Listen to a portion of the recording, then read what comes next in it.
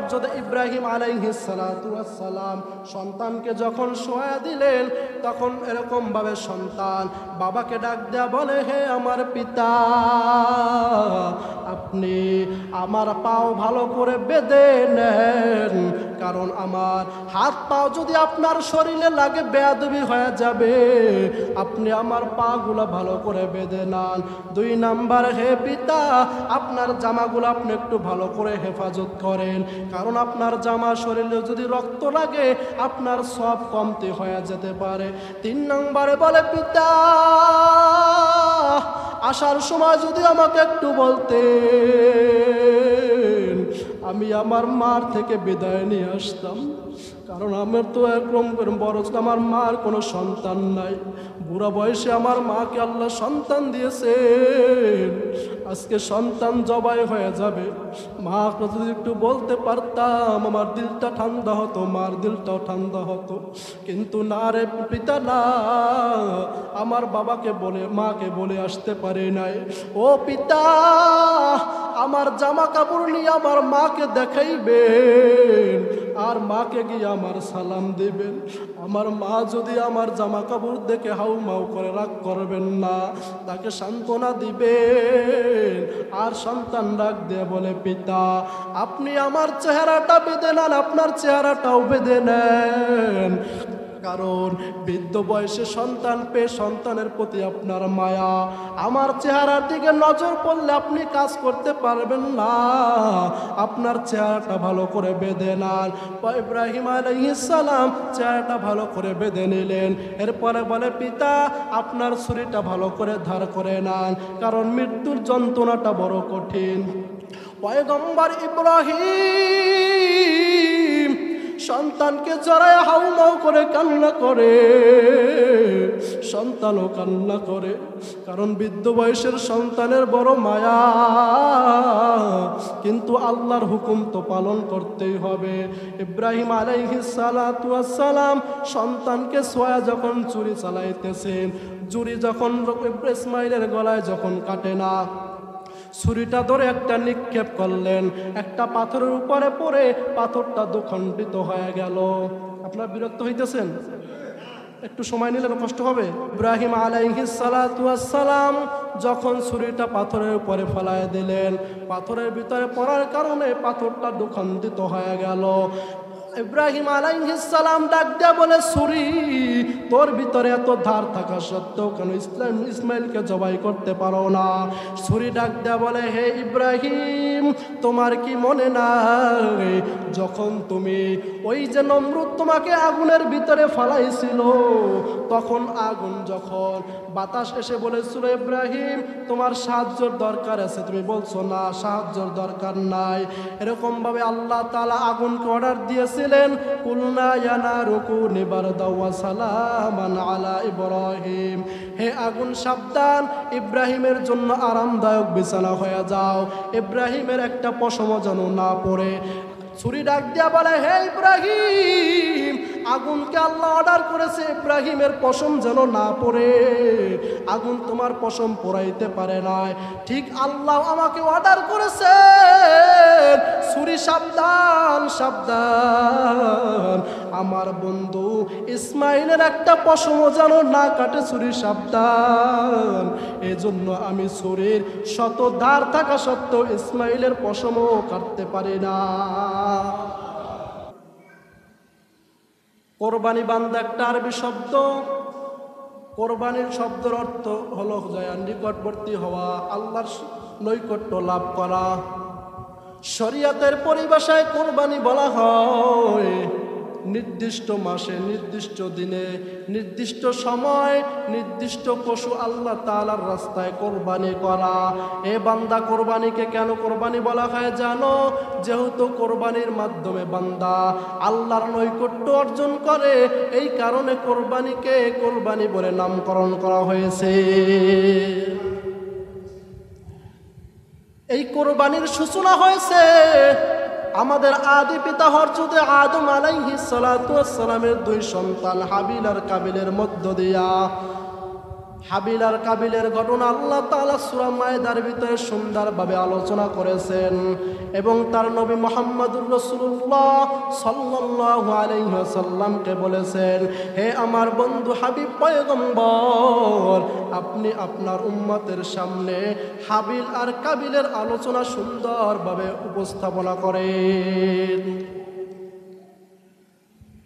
হযরত আদম আলাইহিস সালাতু ওয়াস সালাম মা হাওয়া আলাইহিস সালাতু ওয়াস সালামকে রতন দিয়া জমিনের ভিতরে আসলেন। যখন সন্তান প্রজনন শুরু হয়ে গেল, বংশ বিস্তার শুরু হয়ে গেল, মা হাওয়া আলাইহিস সালাতু ওয়াস সালামের গর্ভ থেকে প্রতি বছর 2টা সন্তান জন্মগ্রহণ করেন। প্রথম বছর 2টা সন্তান আসলেন, একজনের একটা ছেলে আর একটা হলো মেয়ে। ছেলের নাম হলো কাবিল, মেয়ের নাম হলো আকলিমা। দ্বিতীয় বছর আবার 2টা সন্তান আসলো, ছেলের নাম হলো হাবিল, মেয়ের নাম হলো রাহিমা। এরভাবে যখন তারা বড় হতে লাগলেন, যখন তাদের বিবাহের উপযুক্ত বয়স হয়ে গেল, যখন আদম আলাইহিস সালাতু ওয়াস সালামের সন্তান ব্যতীত আর যখন কোনো সন্তান নাই, এখন বিবাহ দেওয়া দরকার।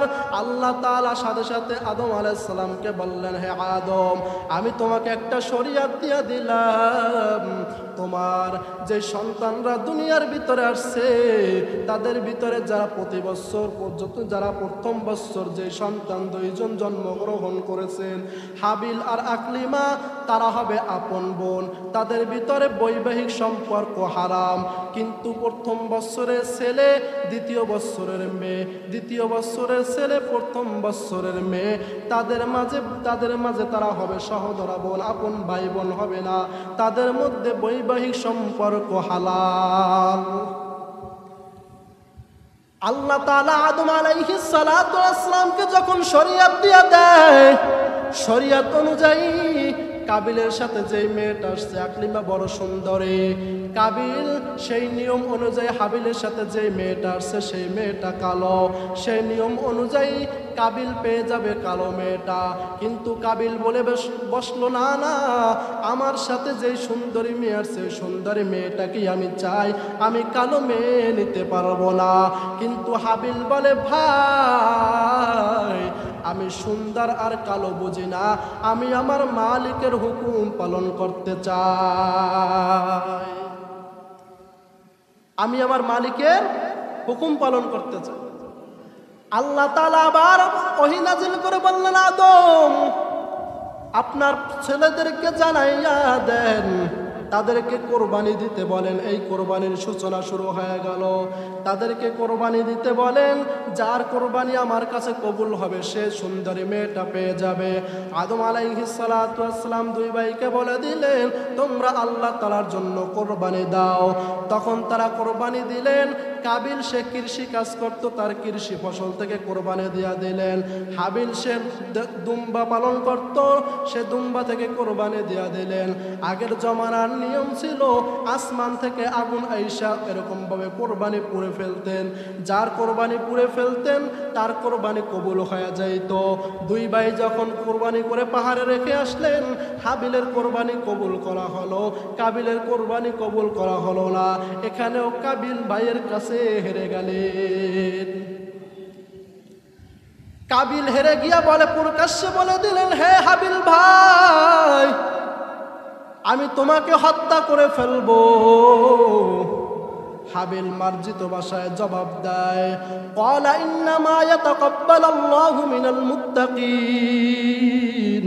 হাবিল কাবিলকে মার্জিত ভাষায় জবাব দেয়, ভাই, আমি আল্লাহ তাআলার দরবারে আল্লাহওয়ালা এবং পর খোদাবিরূহ বান্দাদের কর্মই আল্লাহ তাআলা গ্রহণ করে থাকেন।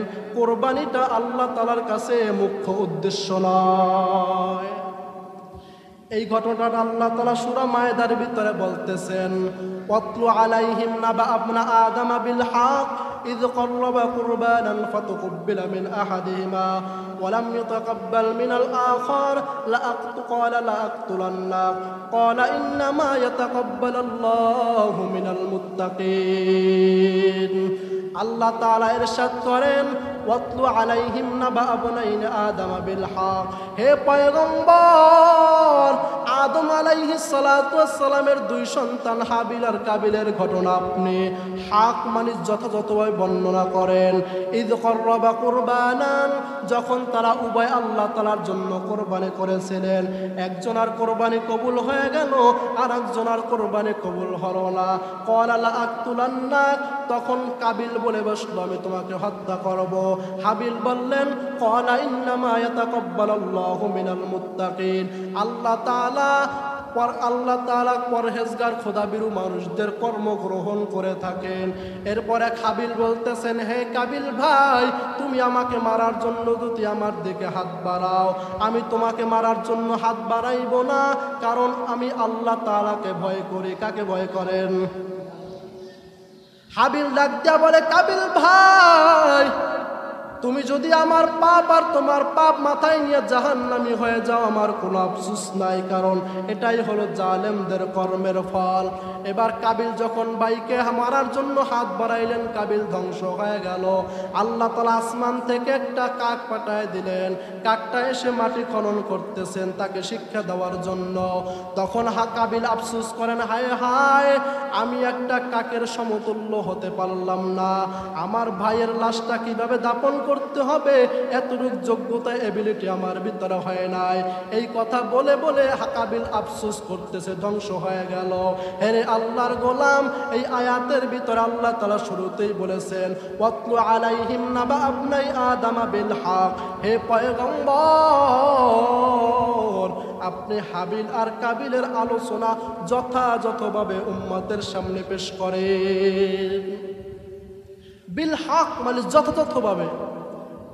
এ বান্দা এর দ্বারা এই কথা বুঝায় না যে পয়গম্বর নিজের থেকে মনে হয় কিছু বাড়ায় কমায় বলবেন।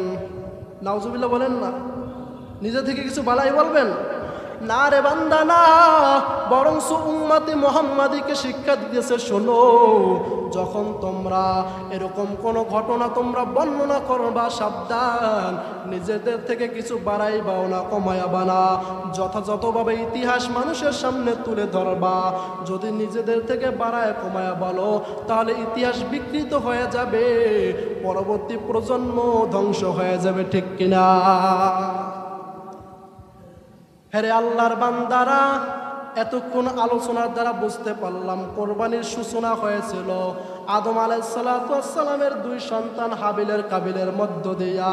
কিন্তু বান্দা, আমাদের কোরবানি হাবিল আর কাবিলের সাথে সম্পর্ক নয়, আমাদের কোরবানির সম্পর্ক হলো আমাদের জাতির পিতা হযরত ইব্রাহিম আলাইহিস সালাতু ওয়াস সালাম তার সন্তানকে কোরবানি দেওয়ার এক অবিস্মরণীয় ঘটনার সাথে। পয়গম্বর ইব্রাহিম তার সন্তানকে জবাইয়ের জন্য যে ইতিহাস রচনা করে গিয়েছিলেন, ওই ইতিহাসকে কেন্দ্র করে আল্লাহ তাআলা উম্মতে মুহাম্মাদের উপরে কোরবানি ওয়াজিব করে দিয়েছেন। পয়গম্বর ইব্রাহিম আলাইহিস সালাতু ওয়াস সালাম তার বয়স যখন ৮৬ বছর, নিঃসন্তান অবস্থায় আল্লাহ তাআলার কাছে দোয়া করেন, আল্লাহ আপনি আমাকে দুনিয়াতে পাঠাইলেন, ছোটবেলা থেকে আমি শিরকের বিরুদ্ধে লড়াই করে গেলাম, আমি যদি দুনিয়া থেকে বিদায় নিয়ে যাই আমার কোনো সন্তান নাই যে ধর্মের প্রচার করবে, শিরকের বিরুদ্ধে লড়াই করবে। ও আল্লাহ আপনি আমাকে একটা সন্তান দেন, যেই সন্তান আমার পর দিনের দাওয়াত দিবেন। আল্লাহ তাআলার কাছে দোয়া করেন, রব্বি হাবলি মিনাস সলিহিন, আল্লাহ আপনি আমাকে একটা নেককার ছেলে সন্তান দান করেন। আল্লাহ তাআলা তার দোয়া কবুল করে নিয়েছেন। আল্লাহ তাআলা সাথে সাথে সুসংবাদ দিলেন, ফাবাশশারনাহু বিগুলামিন হালিম, আমি আল্লাহ তাআলা তাকে একজন সহনশীল সন্তানের সুসংবাদ দিলাম। হে আল্লাহর বান্দারা, আল্লাহ এখানে সহনশীলতার কথা কেন বলেছেন জানেন? মুফাসসিরে কিরাম বলেন এই সন্তান ধৈর্য আর সহনশীলতার এমন পরাকাষ্ঠা প্রদর্শন করবে যা বিশ্বের ইতিহাসে আর কেউ এমন পরাকাষ্ঠা প্রদর্শন করতে পারবে না। হেরে নবীর উম্মতের দল, তবে এই আয়াত থেকে আমাদের তিনটা শিক্ষা নিতে হবে।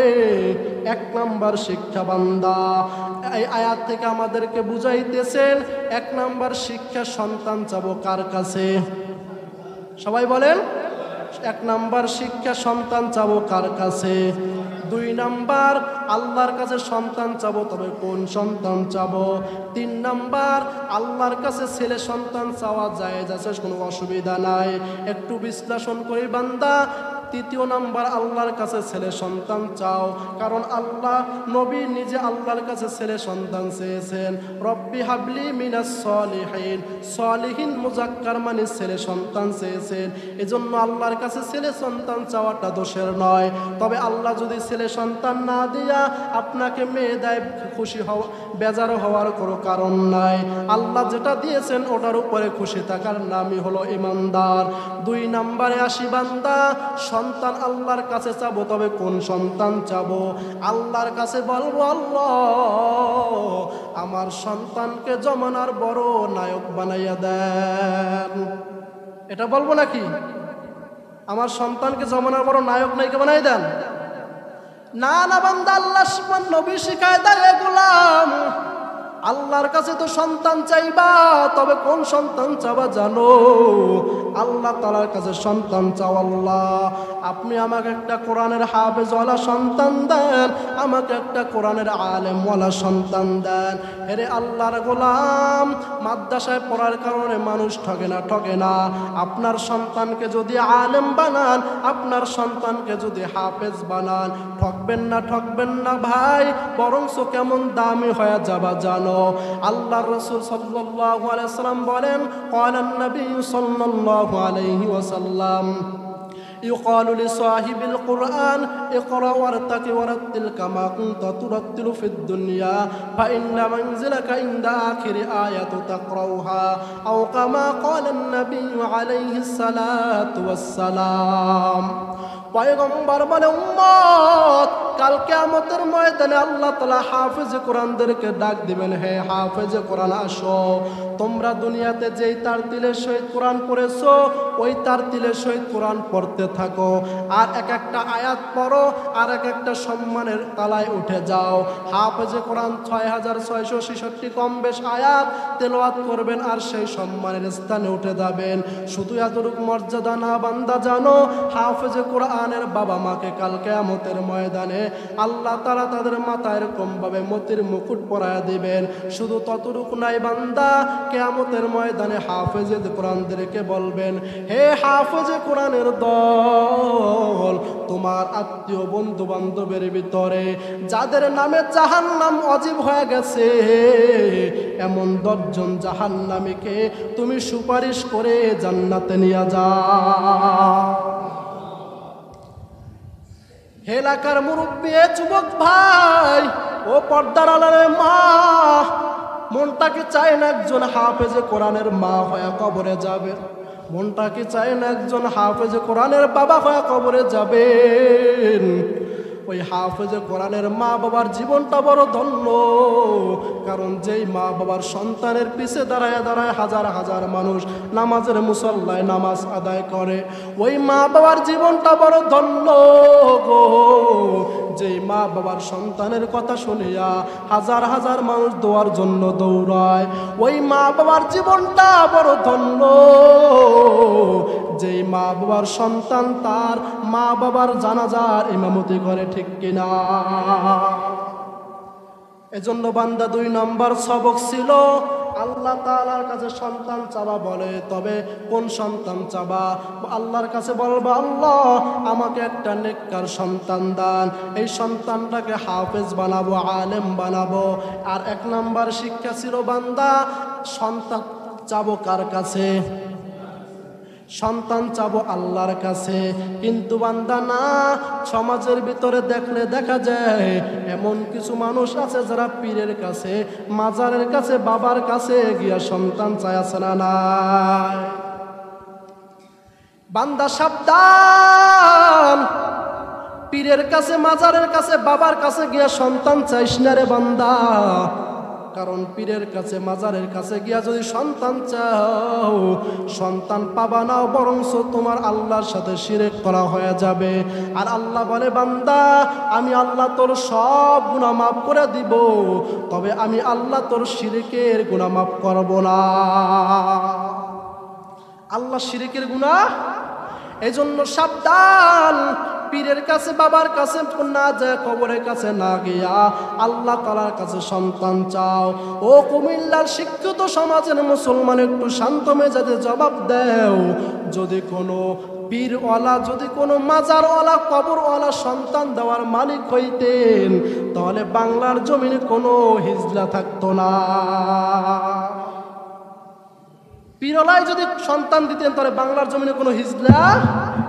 हकीकत से तू दुनिया बेखबर है, दुनिया की नुमाइश पर नजर है। नमी गोयाम के आज दुनिया जुदाबाश, बहर हाल तू ही मेरा निगाहदार।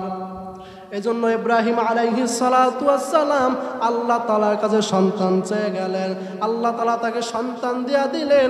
সন্তানটা যখন একটু বড় হয়ে গেল, বাবার সাথে যখন চলাফেরা করতেছেন, এমন সময় আল্লাহ তাআলা স্বপ্ন দেখাইলেন, হে আমার খলিলুল্লাহ ইব্রাহিম, তোমার প্রিয় বস্তু আমি আল্লাহর রাস্তায় কুরবানি দাও। فلما بلغ معه السعي قال يا بني إني أرى في المنام أني أذبحك فانظر ماذا ترى قال أبت افعل ما تؤمر ستجدني إن شاء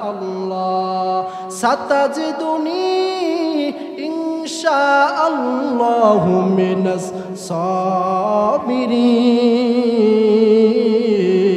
الصابرين।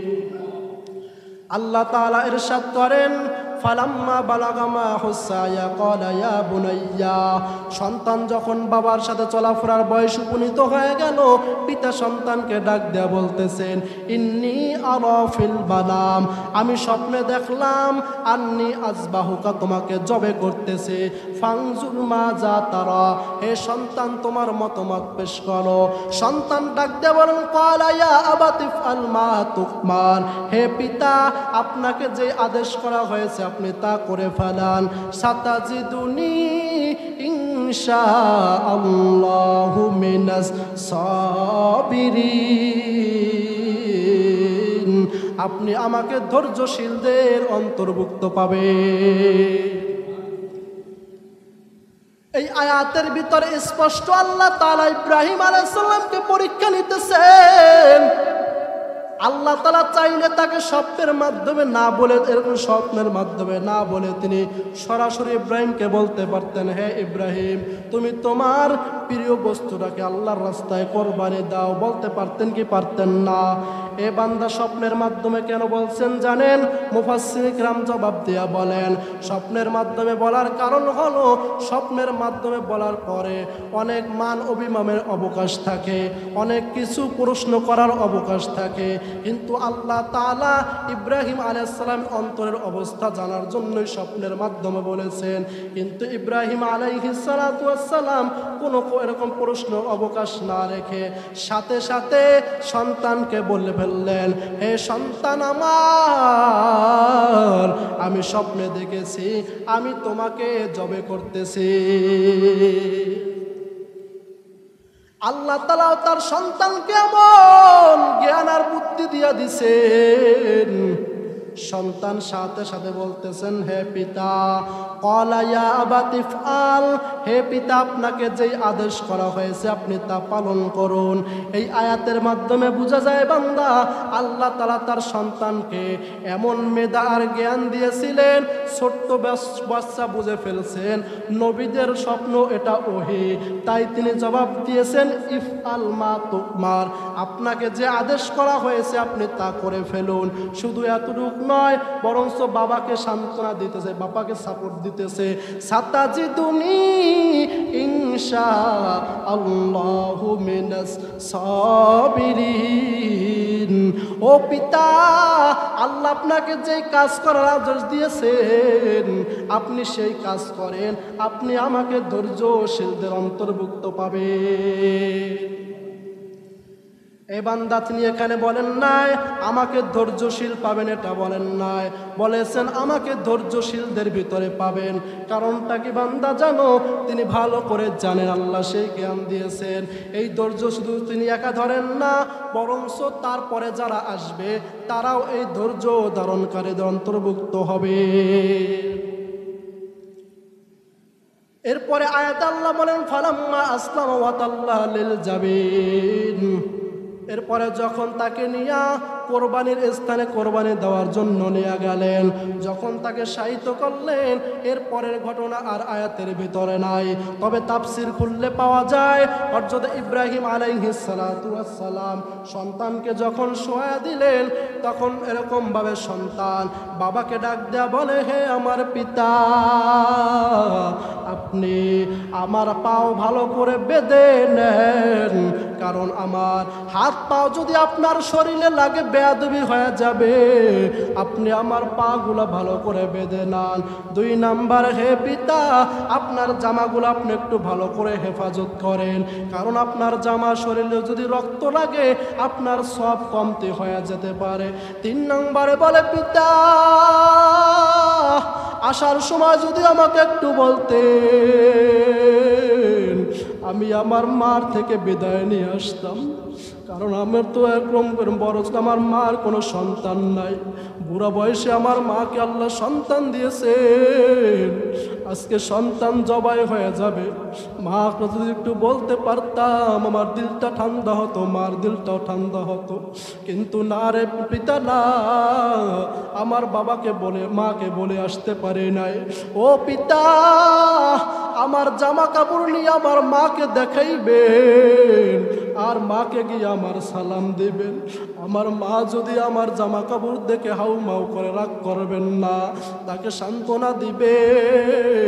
আর সন্তান রাগ দিয়ে বলে, পিতা, আপনি আমার চেহারাটা বেঁধে নেন, আপনার চেহারাটাও বেঁধে নেন, কারণ বৃদ্ধ বয়সে সন্তান পেয়ে সন্তানের প্রতি আপনার মায়া, আমার চেহারার দিকে নজর পড়লে আপনি কাজ করতে পারবেন না, আপনার চেহারাটা ভালো করে বেঁধে নেন।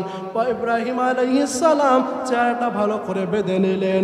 এরপরে বলে, পিতা, আপনার ছুরিটা ভালো করে ধার করে নেন, কারণ মৃত্যুর যন্ত্রণাটা বড় কঠিন। পয়গম্বর ইব্রাহিম সন্তানকে জড়ায় হাউমাউ করে কান্না করে, সন্তানও কান্না করে, কারণ বৃদ্ধ বয়সের সন্তানের বড় মায়া, কিন্তু আল্লাহর হুকুম তো পালন করতেই হবে। ইব্রাহিম আলাইহিস সালাতু ওয়াস সালাম সন্তানকে সোয়া যখন ছুরি চালাইতেছেন, ছুরি যখন ইসমাইলের গলায় যখন কাটে না, ছুরিটা ধরে একটা নিক্ষেপ করলেন, একটা পাথরের উপরে পড়ে পাথরটা দুখণ্ডিত হয়ে গেল। আপনারা বিরক্ত হইতেছেন? একটু সময় নিলে কষ্ট হবে। ইব্রাহিম আলাইহিস সালাতু ওয়াস সালাম যখন ছুরিটা পাথরের উপরে ফেলায় দিলেন, পাথরের ভিতরে পড়ার কারণে পাথরটা দুখণ্ডিত হয়ে গেল। ইব্রাহিম আলাইহিস সালাম ডাক দেয়া বলে, ছুরি, তোর ভিতরে এত ধার থাকা সত্ত্বেও কেন ইসমাইলকে জবাই করতে পারো না? ছুরি ডাক দেয়া বলে, হে ইব্রাহিম, তোমার কি মনে নাই যখন তুমি ওই যে নমরুদ তোমাকে আগুনের ভিতরে ফালাইছিল, তখন আগুন যখন বাতাস এসে বলেছিল, ইব্রাহিম তোমার সাহায্যের দরকার আছে, তুমি বলছো না সাহায্যের দরকার নাই। এরকম ভাবে আল্লাহ তাআলা আগুনকে অর্ডার দিয়েছিলেন, কুলনা ইয়া নারু কুনি বারদাও ওয়া সালামান আলা ইব্রাহিম, হে আগুন সাবধান, ইব্রাহিমের জন্য আরামদায়ক বিছানা হয়ে যাও, ইব্রাহিমের একটা পশমও যেন না পড়ে। ছুরি ডাক দিয়া বলে, হে ইব্রাহিম, আগুনকে আল্লাহ অর্ডার করেছে ইব্রাহিমের পশম যেন না পড়ে, আগুন তোমার পশম পোড়াইতে পারে নাই, ঠিক আল্লাহ আমাকে অর্ডার করেছে, ছুরি সাবধান সাবধান, আমার বন্ধু ইসমাইলের একটা পশমও যেন না কাটে, ছুরি সাবধান। এজন্য আমি ছুরির শত ধার থাকা সত্ত্বেও ইসমাইলের পশমও কাটতে পারি না। ইব্রাহিম আলাইহিস সালামের পর আবার সন্তানের গলায় যখন ছুরি চালায়, এই দৃশ্য দেখে আসমানের ফেরেশতারা চিৎকার বলতেছে, আল্লাহ, এই বুড়া বয়সে বুড়া লোকটা যেই পাগলামি শুরু করেছে, মনে হয় ইসমাইলকে জবাই করে ফেলবে। আল্লাহ আপনি এই বুড়া ব্যক্তিটাকে হেফাজত করেন, সন্তানটাকে হেফাজত করেন। আল্লাহ তাআলা সাথে সাথে ইব্রাহিম আলাইহিস সালামকে আয়াত নাজিল করে বললেন, ওয়ানাদাইনা আইয়া ইব্রাহিম قد صدقت الرؤيا إنا كذلك نجزي المحسنين। আমি আল্লাহ তাআলা ইব্রাহিম আলাইহিস সালাতু ওয়াস সালামকে ডাক দিলাম, হে ইব্রাহিম, তুমি তো তোমার স্বপ্ন সত্য করে ফেলেছো। আর এরকম ভাবে আমি আল্লাহ আমার প্রিয় বান্দাদের কর্মগুলো এভাবেই গ্রহণ করে থাকি। আর এটা ছিল আমি আল্লাহর পক্ষ থেকে একটা সুস্পষ্ট পরীক্ষা, আমার পক্ষ থেকে স্পষ্ট একটা পরীক্ষা ছিল। এরপরে আল্লাহ তাআলা আসমান থেকে একটা দুম্বা পাঠিয়ে দিলেন, দুম্বা কোরবানি হয়ে গেল। হে আল্লাহর বান্দারা, আমার কথা শেষ করে আনতেছি ভাই। কোরবানির মূল কথা হলো আমার জান, আমার মাল, আমার কোরবানি, আমার বেঁচে থাকা, আমার মরণ সব হবে কার জন্য? আরো জোরে বলেন, কুল ইন্না সলাতি ওয়া নুসুকি ওয়া মাহইয়ায়া ওয়া মামাতি লিল্লাহি রাব্বিল আলামিন। আল্লাহ বলে, বান্দা, তোমার বেঁচে থাকা, তোমার মরে যাওয়া, তোমার ইবাদত বন্দেগিরি সব হবে একমাত্র আমি আল্লাহ তাআলার জন্য। এর জন্য বান্দা, এই যে কোরবানিটা কেমন গুরুত্বপূর্ণ কোরবানি জানো। পয়গম্বর বলেন, কোরবানির দিনে কোরবানির আমল ব্যতীত অন্য কোনো আমল আল্লাহ দরবারে বেশি প্রিয় নয়। কোরবানির দিনে কোরবানিটা আল্লাহ তাআলার কাছে বড় প্রিয়। আবু হুরায়রা থেকে ইবনে মাজাহ শরীফে হাদিস বর্ণনা, ক্বালান নবী সাল্লাল্লাহু আলাইহি ওয়াসাল্লাম, মান কানা লাহু সাআতান ফালাম ইহজা ফালা ইয়াকরাবান্না মুসাল্লানা, আও কামা ক্বালান নবী আলাইহি সালাতু ওয়াসসালাম। পয়গম্বর বলে, হে আমার উম্মত, যেই আমার উম্মতের কোরবানি করার সামর্থ্য আছে, সে যদি কোরবানি না করে, সে যেন আমার ঈদগাহের দ্বারে কাছে না আসে। বিদায় হজের সময় রাসূল বাসনা দেন। বিদায় হজের সময় রাসূল বলেন, ইয়া আইয়ুহান নাস, হে লোক সকল, তোমাদেরকে প্রতি বছর তোমাদের উপরে বিত্তবান ব্যক্তিদের উপরে আমি আল্লাহ তাআলা তোমাদের উপরে কোরবানিকে ওয়াজিব করে দিয়েছেন। এখন বান্দা, কোরবানির ফজিলত কি? সাহাবায়ে কেরাম রাসূলের কাছে প্রশ্ন করলেন, মা হাযিহিল আযাহি ইয়া রাসূলুল্লাহ, হে পয়গম্বর, কোরবানি কি? পয়গম্বর বলতেছেন, সুন্নাতা আবিকুম ইব্রাহিম, কোরবানি হলো তোমাদের আদি পিতা হযরত ইব্রাহিম, তোমাদের জাতির পিতা হযরত ইব্রাহিম আলাইহিস সালাতু ওয়াস সালামের সুন্নাহ। কার সুন্নাহ ভাই? অর্থাৎ ইব্রাহিম আলাইহিস সালাতু ওয়াস সালাম নিজের সন্তানকে কোরবানি করার মাধ্যমে আল্লাহর যে আদর্শ, যে আনুগত্যের প্রকাশ করেছেন, তোমরা তোমার প্রিয় বস্তুকে আল্লাহর রাস্তায় কোরবানি করে আল্লাহর সেই আনুগত্য প্রকাশ করো। সাহাবায়ে কেরাম প্রশ্ন করেন, ক্বালু ফামা লানা ফিহা ইয়া রাসূলুল্লাহ, এই কোরবানির দ্বারা আমাদের লাভ কি, উপকার কি? পয়গম্বর বলেন, ক্বালা বিকুল্লি শা'রাতিন হাসানাতুন, প্রত্যেকটা লোমের বিনিময়ে আল্লাহ তাআলা তোমাদেরকে এক একটা করে নেকি দান করবেন। সাহাবায়ে কেরাম প্রশ্ন করলেন, ফাসসুফ ইয়া রাসূলুল্লাহ, হে আল্লাহর রাসূল, দুম্বার ক্ষেত্রেও কি এই ফজিলত নাকি? কারণ দুম্বার পশম পাতলা এবং অনেক ঘন। রাসূল বললেন, ক্বালা বিকুল্লি শা'রাতিন মিনাস সুফি হাসানাতুন, দুম্বার মধ্যে যত পশম রয়েছে, প্রত্যেক পশমের বিনিময়ে আল্লাহ তোমাদেরকে সওয়াব দিবে। অন্য হাদিসের ভিতরে পয়গম্বর বলেন, কিয়ামতের ময়দানে এই কোরবানির বান্দা, তুমি যেই কোরবানি দিতেছো, এই কোরবানির রক্ত, এই পশুর রক্ত, এই পশুর চামড়া, এই পশুর খুর আল্লাহ তাআলার দরবারে তোমার জন্য সাক্ষী দিবেন। এজন্য বান্দা, কোরবানি তো করব, অন্তরটা খালেস করে কোরবানি করব, আল্লাহর জন্য কোরবানি করব। আল্লাহ তাআলা বলেন, লাইয়ানাল্লাহু লুহুমুহা ওয়ালা দিমাউহা ওয়ালাকিন ইয়ানালুহুত তাকওয়া মিনকুম। আল্লাহ বলে, বান্দা, এই কোরবানির গোশত কোরবানির রক্ত কোনোটা আমার কাছে পৌঁছায় না। আমার কাছে কি পৌঁছায় জানো? বান্দা তুই কয় লাখ টাকার কোরবানি দাও সেটা আমার কাছে আসবে না। তুই তোর আমার কাছে আসবে তুই আমাকে খুশি করার জন্য কোরবানি দাও না তোর বেয়াইকে খুশি করার জন্য কোরবানি দাও। আমাকে খুশি করার জন্য কোরবানি দাও নাকি পাশের বাড়ির মানুষদেরকে খুশি করার জন্য কোরবানি দাও। আমি আল্লাহ তোর কয় লাখ টাকার কোরবানি দেখব না, আমি আল্লাহ দেখব তোর অন্তরের তাকওয়া। তুই আমার জন্য কোরবানি দাও না মানুষের জন্য দাও। আল্লাহ কি দেখবেন ভাই? আমার অন্তরের তাকওয়া। কোরবানির মূল শিক্ষাই হলো তাকওয়া, ইখলাস। যে কোরবানি তুমি কার জন্য করতেছো? আল্লাহর জন্য করতেছো নাকি মানুষের জন্য করতেছো? কারণ আল্লাহ তাআলার সমস্ত আমল হবে একমাত্র কার জন্য ভাই? আল্লাহ সূরা মুলুকের ভিতর বলেন, আল্লাযী খালাকাল মাউতা ওয়াল হায়াতা লিয়াবলুয়াকুম আইয়ুকুম আহসানু আমালা। আমি আল্লাহ মরণ এবং মৃত্যু এবং জীবন সৃষ্টি করেছি আহসানু আমালা, উত্তম আমলের পরীক্ষার জন্য। আর উত্তম আহসানু আমালার ব্যাখ্যা আসছে, এক নাম্বার ব্যাখ্যা হলো ইখলাসওয়ালা আমল। কি আমল ভাই? ইখলাসওয়ালা আমল। যত আমল করি না কেন সব আমল হবে কার জন্য? আমি কোরবানি করব কার জন্য? নামাজ পড়ব কার জন্য?